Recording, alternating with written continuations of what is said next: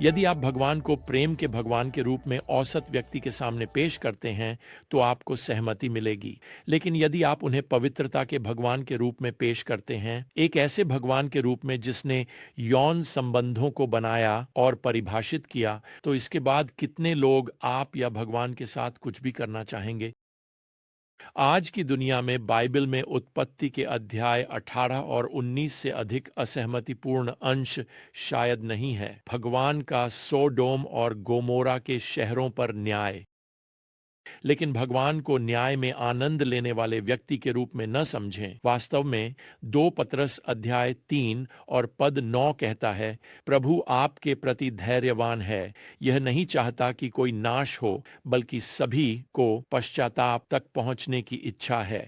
आप देखिए, भगवान एक न्यायपूर्ण और पवित्र भगवान हैं, एक अनुग्रह और क्षमा के भगवान।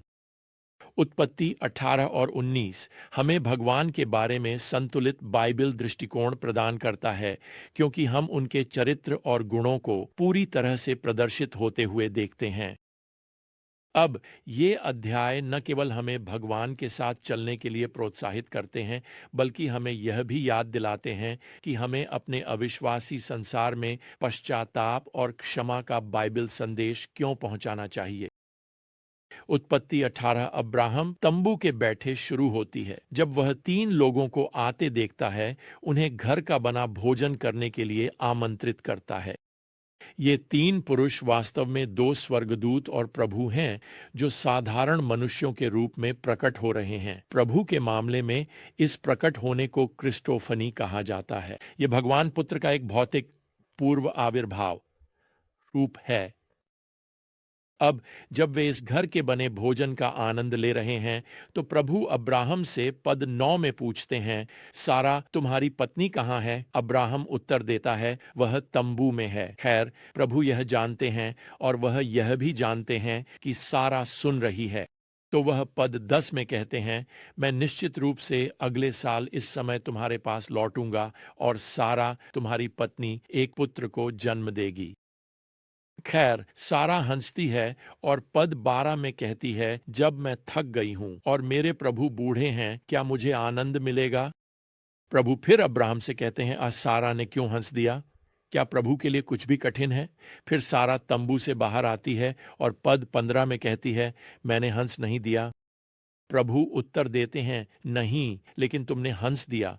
वह उसे झूठ बोलने की अनुमति नहीं देने वाले हैं, लेकिन वह यह भी दिखा रहे हैं कि वह न केवल उसके विचारों को जानते हैं, बल्कि वह इस 90 वर्षीय महिला और उसके 100 वर्षीय पति को डायपर जमा करने का कारण देने में भी सक्षम हैं।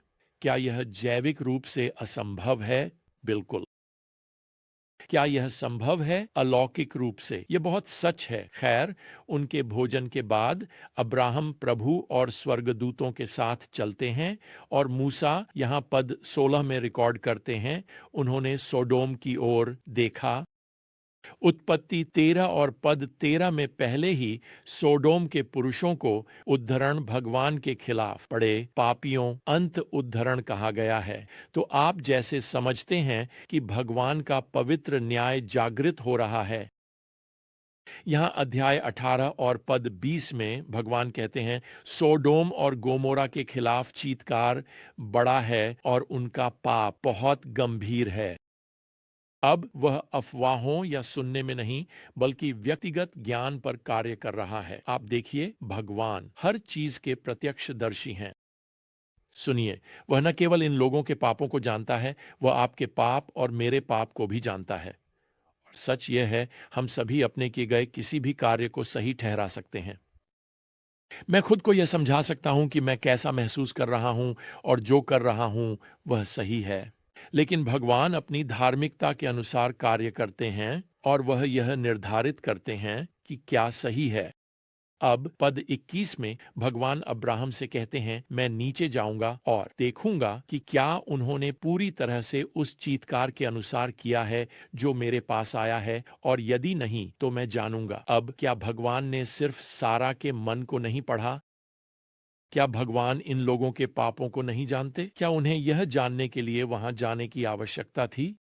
नहीं, यह यात्रा भगवान को सूचित करने के लिए नहीं है। यह अब्राहम को आश्वस्त करने के लिए है कि उनके पाप का सबूत नकारा नहीं जा सकता।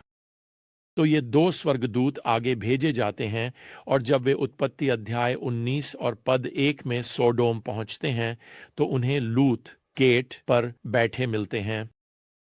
अब आपको समझना होगा कि एक शहर में प्रशासनिक कार्यालय शहर के गेट के ठीक अंदर बनाए गए थे, इसलिए लूत स्पष्ट रूप से नागरिक नेतृत्व की एक स्थिति रखता है।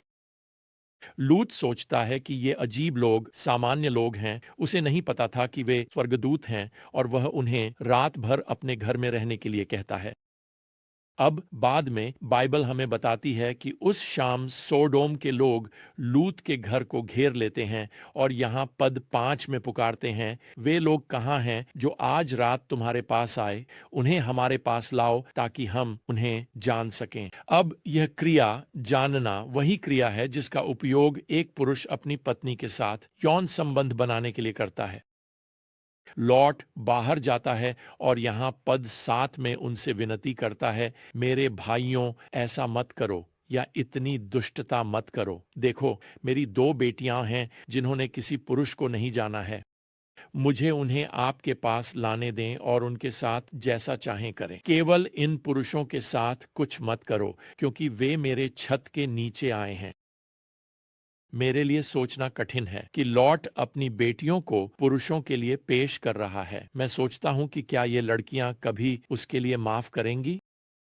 लेकिन सोडोम के लोग उनमें रुचि नहीं रखते। इसके बजाय वे लॉट पर उनके और उनके कार्यों के खिलाफ निर्णय देने का आरोप लगाते हैं और वे वास्तव में उसे हमला करने लगते हैं। लेकिन यहाँ पद 10 से 11 हमें बताते हैं कि फरिश्ते लॉट को घर के अंदर सुरक्षित खींच लेते हैं और फिर बाहर के पुरुषों को अलौकिक रूप से अंधा कर देते हैं। तभी फरिश्ते बताते हैं कि वे कौन हैं और वे क्यों आए हैं। लॉट और उसके परिवार को भगवान के आने वाले न्याय से बचाने के लिए। जब वे शहर से भागते हैं तो उस न्याय का वर्णन अब पद 24 से 26 में किया गया है। फिर भगवान ने सोडोम और गोमोरा पर आकाश से सल्फर और आग की बारिश की और उसने उन शहरों और पूरे घाटी को नष्ट कर दिया और शहरों के सभी निवासी और जो कुछ भूमि से या जमीन पर उगता था। लेकिन लॉट की पत्नी उसके पीछे मुड़ी और उसने पीछे देखा और वह नमक का खंभा बन गई। इसलिए भगवान इन शहरों को पूरी तरह से नष्ट कर देते हैं और यहाँ तक कि लॉट की पत्नी अपनी जान खो देती है क्योंकि उसने पीछे देखा। यह वैसे उसके पीछे रह जाने और लौटने की इच्छा को संदर्भित करता है। इसलिए उसे भगवान के खिलाफ विद्रोह के लिए भी न्याय किया जाता है। वैसे सोडोम और गोमोरा पर भगवान का न्याय आग और गंधक के साथ एक उदाहरण है एक आने वाले दिन का जब भगवान सभी अविश्वासी मानवता का न्याय करेंगे। आप देखिए, सच यह है कि हमने एक पवित्र भगवान को अपमानित किया है। हमने उनके नैतिक मानकों को चुनौती दी है। यह पाठ केवल समलैंगिकता या अंतः संबंध या विद्रोह के बारे में चेतावनी नहीं है। यह एक चेतावनी है कि न्याय आ रहा है और हम में से कोई भी एक पवित्र और न्यायपूर्ण भगवान के सामने नहीं रह सकता जब तक कि कोई हमारे पाप की सजा न भरे। और यही वह है जो यीशु ने आपके और मेरे लिए किया। हमारे पाप का रिकॉर्ड उसकी क्रूस पर चिपका दिया गया। कुलुस्सियों 2:14। यीशु ने आपके और मेरे पापों की कीमत चुकाई। हम भगवान की पवित्र न्याय से बच सकते हैं। अनंत नरक की आग और गंधक जो प्रकाशित वाक्य 21:8 में वर्णित है, केवल हमारे पापों से पश्चाताप करके और हमारे उद्धारकर्ता की क्षमा पर विश्वास करके ही बचा जा सकता है। वैसे लूत और उसकी 2 बेटियों के साथ क्या होता है? खैर, मुझे यह बताने में नफरत है, लेकिन ये लड़कियां भी भगवान के यौन संबंधों के पैटर्न का उल्लंघन करती हैं। वे अपने पिता को नशे में धुत कर देती हैं। वे उसके साथ सोती हैं। वास्तव में उत्पत्ति अध्याय 19 के अंतिम श्लोक हमें सूचित करते हैं कि इसके परिणाम स्वरूप दोनों के बेटे हुए और वे लड़के 2 दुष्ट राष्ट्रों मोआब और अमोन के संस्थापक बन जाते हैं। वे राष्ट्र आने वाली पीढ़ियों के लिए इज़राइल के दुश्मन बन जाएंगे। लेकिन यहां भी भगवान की कृपा काम कर रही है। क्या आप जानते हैं कि सदियों बाद इस दुष्ट राष्ट्र की एक मोआबित रूथ अपनी मूर्ति पूजा से मुड़ जाएगी और भगवान की क्षमाशील कृपा से एक इज़राइली पुरुष बोअज से शादी करेगी और वास्तव में यीशु मसीह की पूर्वज बन जाएगी।